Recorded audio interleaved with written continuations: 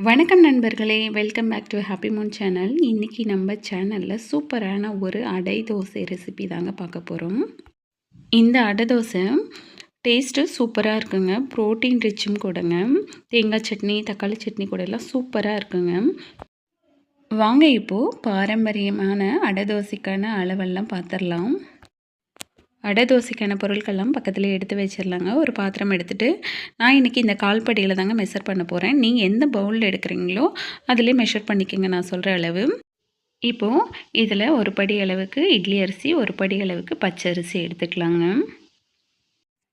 இப்போது நம்ம அரிசி அளந்தோம்ல அதே படியில் துவரம்பருப்பு, பாசிப்பருப்பு, கடலைப்பருப்பு, கருப்பு சுண்டல், பச்சை பயிறு, வெள்ளை உளுந்து இது எல்லாம் அரைப்படி அளவுக்கு எடுத்துக்கலாங்க. இது கூடவே 1/4 ஸ்பூன் வெந்தயம் சேர்த்து, கூடவே காஞ்ச மிளகாய் நம்ம காரத்துக்கு எவ்வளோ தேவையோ அதையும் சேர்த்து ஊற வச்சிடலாங்க. நம்ம எடுத்த பொருட்கள்லாம் இப்போ நல்லா கழுவிட்டு 4லேருந்து 5 மணி நேரம் நல்லா ஊற வச்சு எடுத்துக்கலாங்க. சுண்டல் ஊறுறதுக்கு தான் கொஞ்சம் டைம் எடுக்கும். நம்ம அடை தோசை நைட்டுக்கு செய்கிறதா இருந்தால் காலையிலே ஊற வச்சிடலாங்க. இல்லை காலையிலுக்கு செய்கிறதா இருந்தால் நைட்டே ஊற வச்சிடலாங்க. பாருங்கள், இப்போ எல்லா அளவுகளும் எடுத்தாச்சு. நல்லா கழுவிட்டு வெந்தயம், மிளகாயெல்லாம் சேர்த்து ஊற வச்சிடலாங்க. இப்போது 4 to 5 மணி நேரம் ஊற வச்சிடலாம். இப்போ 5 மணி நேரத்துக்கு மேலேயே ஊறிடுச்சுங்க. நல்லா ஊறிடுச்சு. நம்ம இப்போது கிரைண்டரில் சேர்த்து அரைச்சிடலாங்க. அரைக்கும்போது ஒரு ஸ்பூன் சோம்பு, ஒரு 5-6 பல் பூண்டு சேர்த்து அரைச்சிக்கலாங்க.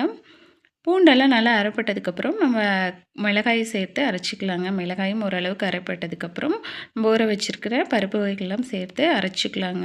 இப்போ நல்லா முக்கால்வாசி அரைப்பட்டுருச்சு. கூடவே நம்ம உப்பு தேவையான அளவு சேர்த்துட்டு நல்லா மையாக அரைச்சிக்கலாங்க. நல்லா நைஸாக அரைச்சாச்சு. இப்போது மாவெல்லாம் எடுத்துடலாங்க.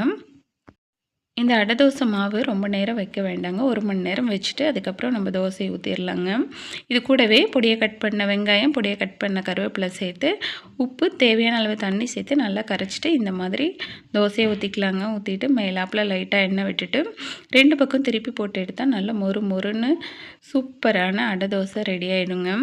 இது கூட நான் இன்றைக்கி தேங்காய் சட்னி தான் வச்சுருக்கேங்க. டேஸ்ட்டு சூப்பராக இருக்குங்க. ப்ரோட்டீன் ரிச்சும் கூடங்க. நீங்களும் இந்த ரெசிபியை ட்ரை பண்ணி பாருங்கள். ட்ரை பண்ணி பார்த்துட்டு எப்படி இருக்குன்னு சொல்லுங்கள். நன்றி, வணக்கம். மீண்டும் ஒரு அடுத்த பதிவில் பார்க்கலாம்.